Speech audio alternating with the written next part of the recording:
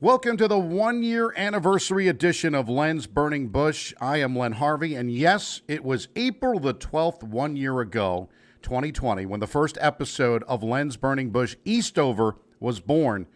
Thank you to everyone that has put up with me for this long, and to all the new people as well. Thank you for listening near and far and across on the globe. Thank you for listening. It's been a pleasure bringing you this content every week.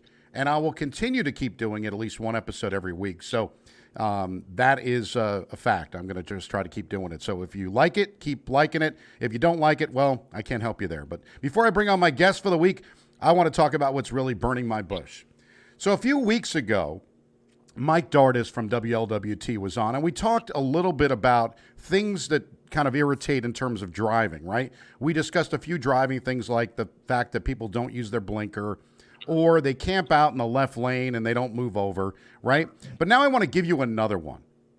Get off my butt. Yes, what is wrong with people when they drive? What is your hurry to go nowhere fast? So I bring this up because I was driving the other day in rush hour traffic, the old bumper-to-bumper type, right? Where you move up a bit, you brake, and then you brake again. And I could see the person behind me that seems to be creeping up each time. Do they not see that I've got a ton of cars in front of me? Do they not see this? I guess not. Maybe I'm just overreacting. But at one point, the people in the front stopped short in a little bit. So, of course, I had to. And all I can do is watch in the background, in my rearview mirror, the person from behind me. And, all I was waiting for was for him to hit me. And I was like, this is ridiculous that he was this close. Now, luckily, he didn't hit me. And then a minute later, he sped up to the right and decided to rush behind to get behind another car that was in another lane. So again, he can stop and wait there. So I just don't understand this. I mean, as I passed him, of course, I gave him the universal signal, which I'm not proud of. But of course, these are what irritates me and why people can't just relax when they're driving. So I just don't understand why people do what they do when they drive. What's the hurry? And I was taught when I got my license to be a car length for every 10 miles an hour that you went. So 60 miles an hour, you were supposed to be 6 car lengths behind. Not sure why people need to tailgate. It is really annoying. Can't we try to social distance on the road as well? Give me some space. If you're late for work, again, your problem, not my fault. Leave earlier. Right? Everybody always makes an excuse. Well, there was too much traffic. Well, if you left earlier, you would have made it to work on time. Why does the commute need to be so stressful? Also, I remember someone telling me this, and it's kind of a wise person that once said, let's not meet by accident, right? That's a perfect analogy there. So slow down, get off my butt. That's all I have to say today. With that being said, it's time to bring on my guest for the week.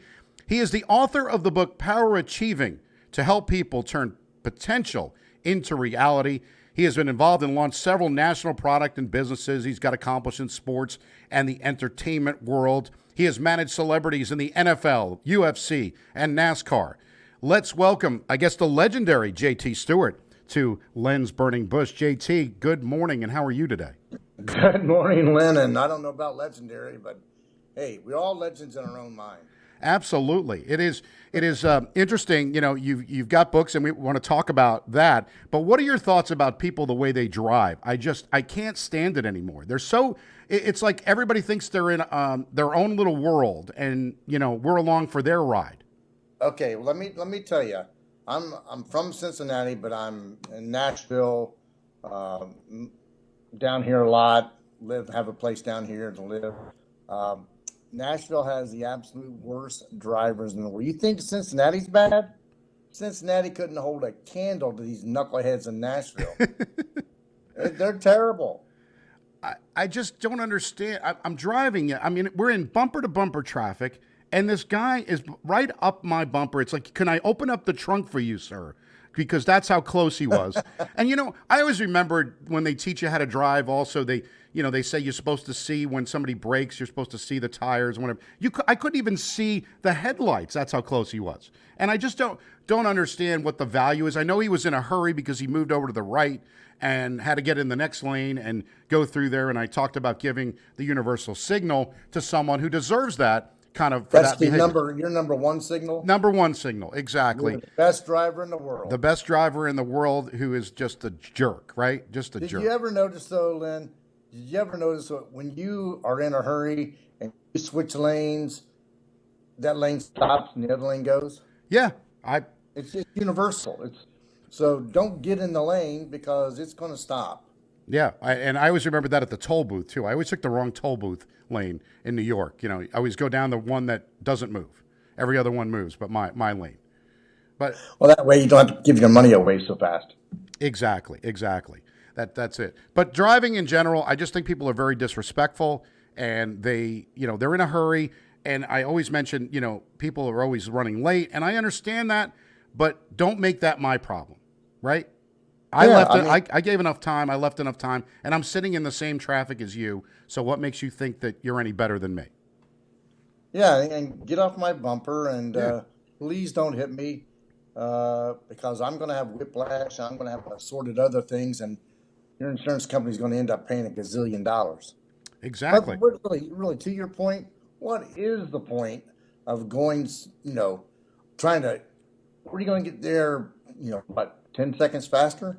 Exactly. And you're already late at this point. You're probably late, and it really doesn't matter. You can add on to the lateness, but I just don't get it. But people do that, and and the other thing I don't like is, we talked about don't camp out in the left lane, and sometimes I'll ride in the left lane, in particular 275 when you've got to go in the left lane by 471. I try to get off the exit so I'm in the left lane. But I might be doing 75, 80 miles an hour, and there's still somebody in my rear view mirror almost near my bumper at that speed.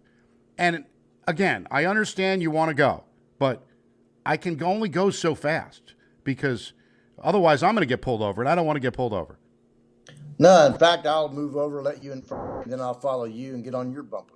Yeah, that's the truth, right? We can always do that. But anyway, that's the driving stuff. There's a lot of things that irritate me, and of course, that's why I've got 52 episodes of Len Burning Bush before this, because there's so many things that irritate me. But speaking of non-irritants, let's talk a little bit about you and talk about your book, Power Achieving. I like this because turning potential into reality is really something that a lot of people struggle with. I think that there's people out there that have so much potential, but they just kind of don't do anything about it. So discuss that and how the book has helped people. Well, I think that I wrote this book, a long time ago, and I just had it inside of me, and I had to get it out. So it took about 3 months, and I really had no idea. I never wrote a book, couldn't hardly type. I was like typing where is the J? It was terrible. But I wrote the book, and ironically, somehow it got picked up, and somehow it got distributed. And I'm here in Nashville, so I was 2 exits down where I had done a book signing at Barnes and Noble back about 20 years ago. And it was kind of ironic, it's kind of weird. But the reason I wrote the book is because people look at things in a skewed, like driving, look at things in a skewed way. And we end up being so negative that we don't accomplish what we're set out to do. I mean, the reality is, I've done everything in the sports and entertainment world. I've worked with some of the biggest athletes in the world, and they're all focused. Every single one of them are focused. Not focused on different things, but they're focused. And I take power achieving, and there are different powers in our life. They're just natural powers, the power of a vision. Because if you're going to do anything, you need to have a vision. You need to see it. We don't just zippity doo through life and it goes all great. So we have to have a vision. Then we have to have a way to make that vision a reality. So it all comes down to work. Vision creates passion. When you're passionate about something, you'll get up in the morning a little earlier and stay up a little later. So vision creates passion. Passion creates drive. You become driven. You're driven to achieve what you're passionate about. So when your vision creates passion, passion creates drive, drive creates discipline. So you become disciplined to do what you got to do and not take off and go play golf or, laying around, watch TV and eat Cheetos all day. So, and then when all that process is complete, you get results. And that's what you're really after. You're after results. So, vision creates passion, passion creates drive, drive creates work, and then work creates results. You know, the bottom line is we all have something we want to do. We all have a dream, and dreams and visions are different. Think this through. If you have a vision, it's in color. You have a plan. You have a way to go. If you have a dream, it's like, well, someday I want to be rich. If you have a vision, you have someday I want to be rich, and here's how I'm going to do it. So it's all about action, and a vision without action is just a dream. Kind of like a blueprint for an architect, right? You have to have that blueprint, and it's the same for me with the podcast. I had talked about maybe wanting to do this years ago, and I never acted on it. And a lot of things I've had ideas about, and I've never really acted on. This was the first thing I kind of said, I really want to do this, and I just did it. And look, a year later, we're still doing it. And you're right. It is something I look forward to every week. It is definitely got me through this whole pandemic, right? Yeah, Because sure. it's just something, doing interviews like this on a weekly basis really help my just self-esteem and everything else, and listening to other people on their stories. So again, back to your point, if you do, like, I had a vision for this, I knew I wanted to do it, but I had to go, get a podcast kit, and I had to get a microphone and really just go ahead It and took do it, right? Yeah, it took action. yeah, You had to actually do it. People, I call them yabba dabba doers. They just yabba dabba do. Well, someday I'm going to do this, someday I'm going to do that, and they never get off their butt to do anything. Um, the reality is, create a plan, and then I tell people, you don't go from A to Z in the snap of a finger. It takes all the little steps, and that's the way it is in business. And then when you're going to create something, it takes little steps. You make little steps. You don't climb a mountain, all of a sudden you're at the bottom, and you get to the top in the snap of a finger. It takes work. It takes a plan. It takes perseverance. And that's what a lot of people, I find, they don't have the perseverance necessary to get a first little thing that goes wrong. They say, well, it wasn't meant to be. Yeah, it was. You're just lazy. it's true. You're just a quitter. So if you're going to quit on yourself, what else will you quit on? Everything else, yeah. I mean, that makes sense. So how can we get this book? I know it's been out a while, but how can we get this book? Well, you can go to my website, which is jtstewartspeaks.com, and you can order it from there. It was a bestseller in Barnes and Nobles back in the day. I'll never forget the day that somebody said, "Hey, I saw your book in a bookstore." I thought, what? I had to go see for myself, and there was a whole display of it. So, yeah, you can go to my website, jtstewartspeaks.com. You can call me personally, and I'll send you a copy as soon as you send me a check. Oh, of course, you forgot the modus operandi, which is a little bit of money. We have to get Yeah, a yeah, little. just a bit. So speaking of money and things, you certainly have been a plethora of things that you've done, but one of the things that people like and they listen to is the show 4192 and Pete Rose. Right. So talk a little bit about Pete Rose. Of course, over the years, everybody's like, Pete needs to be in the Hall of Fame. That is a topic that I would agree on. I think, how can you keep a man out of the Hall of Fame? It's a museum. And if his 4,192 hits are not part of that museum, then it's kind of silly. If that makes no sense. Well, the ironic thing is his uniforms, his bats, his balls, all that stuff is in the Hall of Fame. Everything's in there except for him. Exactly. And I actually talked to Pete this week. Um, he is a great. What I found about Pete, and people may not understand, we created this show 4192, an evening with Pete Rose live. It's a theatrical version. A buddy of mine, Terry Luke Meyer from Barking Fish, did a film called The Crowning of the Hit King on Pete. So I was in LA I used to manage a guy named Rich Franklin, who's a UFC fighter. We were in LA working, doing some movie stuff, and Terry was having a premiere for his film, and we just happened to be there. So anyway, we connected, and I got to meet Pete, which is always been a childhood hero of mine. And we just started working together. I put the show together with a partner, and Pete was all good. And so, but what people don't understand about Pete, they think they know him, they think there's one image of him. But here's Pete in a nutshell. Okay, I went through a horrific divorce. It wasn't like, it cost me $1 million, but it broke my heart, and it was killer. So I was all down and in the mouth and sad and all that. My phone rings on Saturday night, and I look at the call ID, and it's Pete. So I'm thinking, what in the world is Pete calling me on a Saturday night for? So I answer the phone, and we chit-chat for a while. Hey, how are things going? I'm thinking, why is he calling me? So we just small talk, just basic, hey, how you doing stuff. And then he said, well, are you doing okay? I said, well, besides my wife left 2 weeks ago. He said, yeah, that's what I heard. He said, man, don't worry about it. Women are like buses. They come along every 15 minutes. Don't worry about it. You'll be fine. So he gave me his, Pete Rose sage advice. But I thought about that. For the Hit King to take the time to call me on a Saturday night, that meant the world to me. Because nobody else was calling me. Nobody else was telling me how, it'll be okay. But Pete does a lot of things that people don't realize. They just think he's this rough, gruff baseball player that runs over you at home plate. And he is.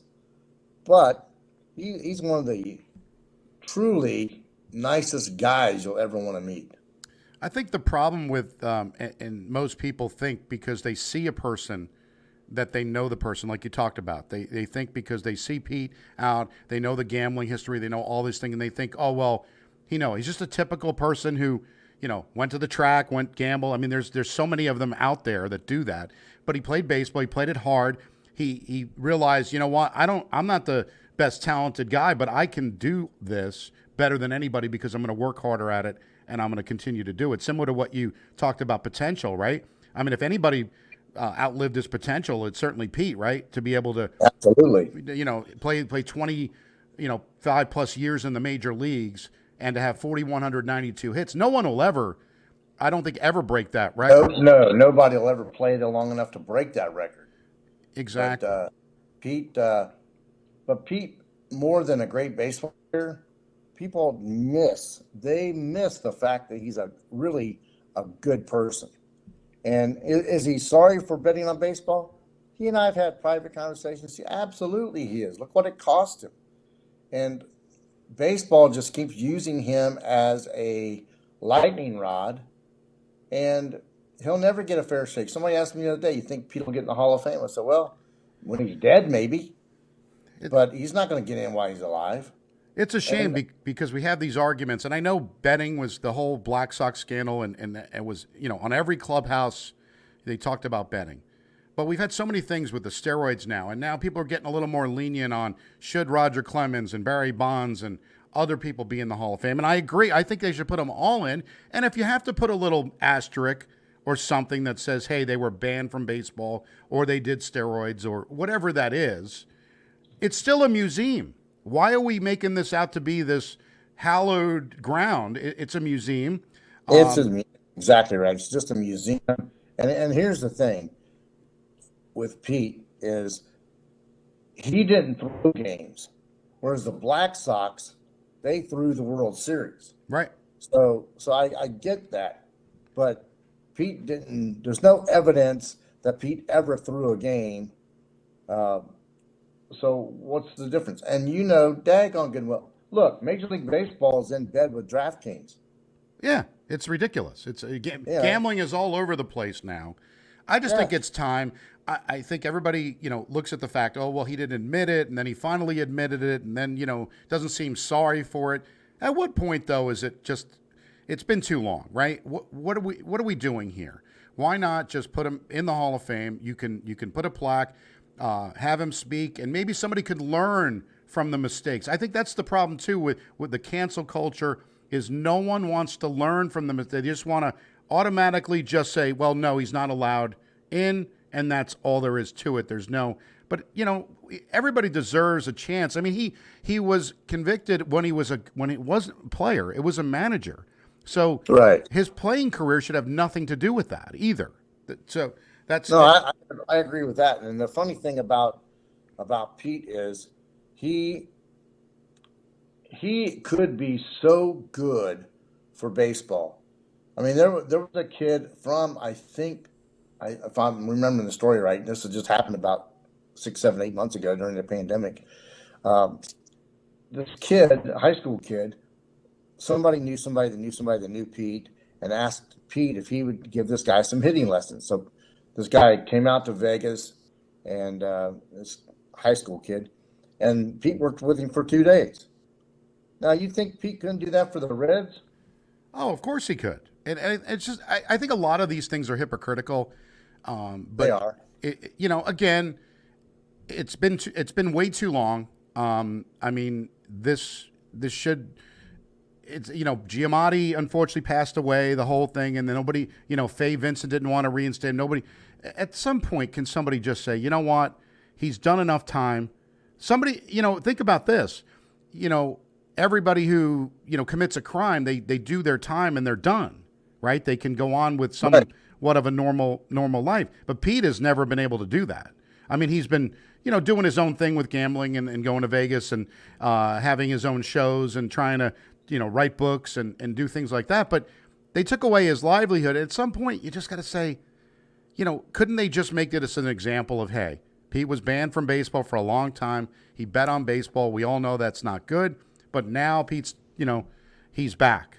So I'm thinking that should be a good thing if he can come back. But I'm with you. I don't think it's going to happen. No, I don't think it's going to happen. Not in our lifetime. Certainly not in his lifetime. He's not getting any younger. Well, exactly. And, athletes today are doing up multiple things and they're trying other things. And, maybe Pete could be one of the guest hosts on Jeopardy, just like Aaron Rodgers. Did you see Aaron Rodgers doing Jeopardy? And now apparently he wants to be considered for the host. It's like he's going to play quarterback for the Green Bay Packers and he's going to host Jeopardy. I just don't see both of that happening. Here's my phrase of the week: stay in your lane. It's true. I watched a little bit of Aaron, and it is a little bit forced. I think he's trying, right? He's trying to come up with some quips. He's trying to come up with stuff. They've released, Jeopardy has released, where Anderson Cooper apparently is going to pick up where Aaron Rodgers left off. He's going to host from April 19th through the 30th. And then Bill Whitaker from 60 Minutes follows Cooper from May 3rd to the 14th. And then Mayim Bialik, who was in the show Big Bang Theory, and now she's got a show Yep. Call Me Kat. She's going to do it from May 31st to June 11th. And I think, Savannah Guthrie and Dr. Sanjay Gupta have been on the list as well. They've had Dr. Oz and other people. Have you watched any of the guest hosts? I have not. I've been on the road a lot, and but I like that Alex Trebek. I thought he was, he made that show watchable because I didn't know any of the answers. You're smarter than you are, Jay. Come on, JT. I really think that you can get the answers. But, Alex, of course, passing. And I think they're doing it right. They don't know who, replacing a legend is never easy to do.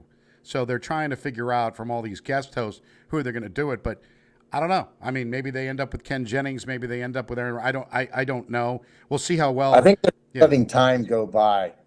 They're Yeah. letting time go by, and hopefully the ratings don't drop. But it's you got to learn to do what you're meant to do, and maybe you have crossover talent, maybe you don't. I mean, I had a guy that I managed, Rich Franklin, and I went to him one day and I said, And he's a fighter, for God's sakes.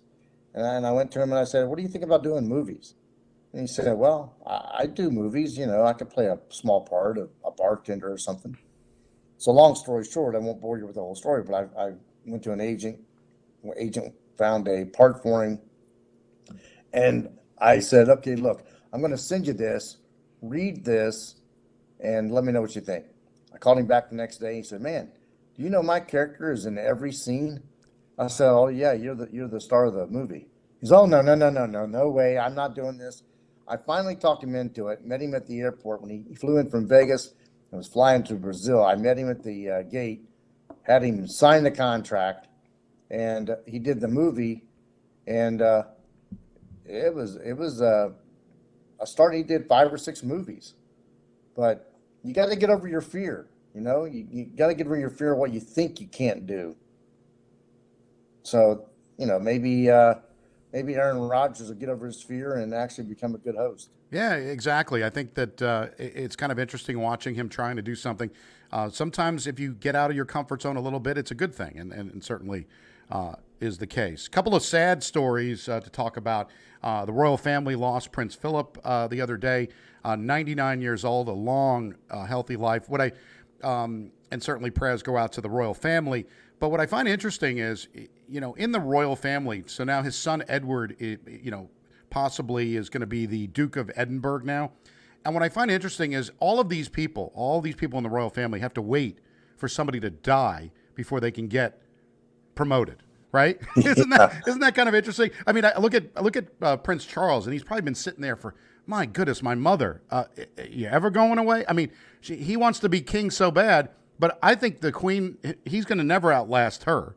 So it's kind of interesting how, but Prince Charles is he wants to be the king. I just never understand everybody's obsession kind of with the royal family. I think it's great, but people are obsessed with the royal family. I don't understand the royal family to begin with because I don't understand how you can be king and with no election. Well, that's what I said. Somebody has to Who die, appointed you the king? and the only qualification is you have to be in that family, and then somebody has to die for you to get that.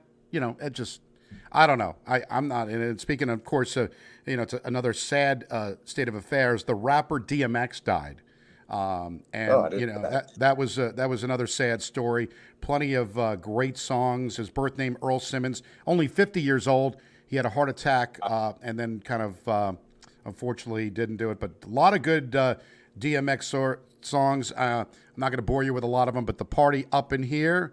Y'all going to make me lose my mind up in here. See, there you go. I'm wide verse that I could be quoting DMX songs, but that's that's what it Well, is. But rest in peace I to can't even DMX. spell DMX.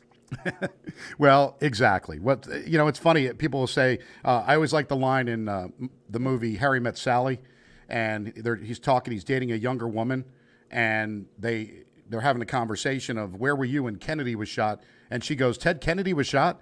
The kind of the same thing with DMX. Like who is DMX? You have to have that conversation if He has you a bicycle company, doesn't he? that's Well, BMX. that's That's BMX. I'm BMX. So, sorry. well, you're close on that. But I am. speaking I'm a more of letter.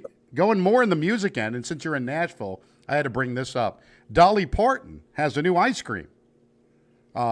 Apparently, I'm not. she There's a million jokes here, but I'm not I going. I totally understand, but apparently there's a special flavor limited with 10,000 pints sold both online and in Jenny's brick and mortar stores via Eater, which is the way. But strawberry pretzel pie cravings may have to wait, according to this. But Dolly Parton with a new ice cream. She's teamed with Jen is Ice Creams. It's at JENIS Ice Creams with an S to create their own flavor in support of Imagination Library. Strawberry pretzel pie was available, but now it's one of those things where it's hard to get. Just like anything else, you can never get it when it comes out. But I never thought Dolly would come up with an ice cream. There was Dolly Madison, but now Well, there's Dolly Parton. yeah, well, she's been in the limelight for the last I don't know year during the pandemic. Her PR team must be doing some great things. But that's one of the things I like about Nashville. You literally never know who you're going to run into. I was having breakfast with a buddy of mine the other day, and Vince Gill comes in and sits beside us. Wow. So, and he goes to the same place every morning, and you just never know who you're going to run into. Well, Um, that's true. It's the brush with celebrity that JT Stewart has been involved in for a long time, and it's been fun doing this. We got to do this again. And you and I had talked about the fact that you were going to try to do a podcast, and I hope I can help you with that. So, yeah, when I get back to the Natty, maybe we can hook up. absolutely. And, you can school me. Yeah, well, we could try, and we could talk to Pete and the 4192. Tell him I'm on his side. I think it's about time he gets in the Hall of Fame. He's a great guy. He's really a great guy. People misunderstand him, but he's always been kind to me.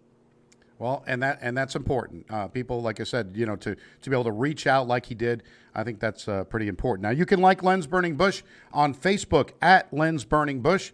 You could follow at Lens Burning Bush on Twitter, YouTube channel Len Harvey. Listen on iTunes, Spotify, Google Play, Podbean, iHeartRadio, TuneIn. You can even ask JT. You can ask Alexa to play Lens Burning Bush podcast, and she will play the latest episode for you. So make sure you do that. We are now on Stitcher, 33 states, District of Columbia. We also are getting some downloads on a regular basis in the UK.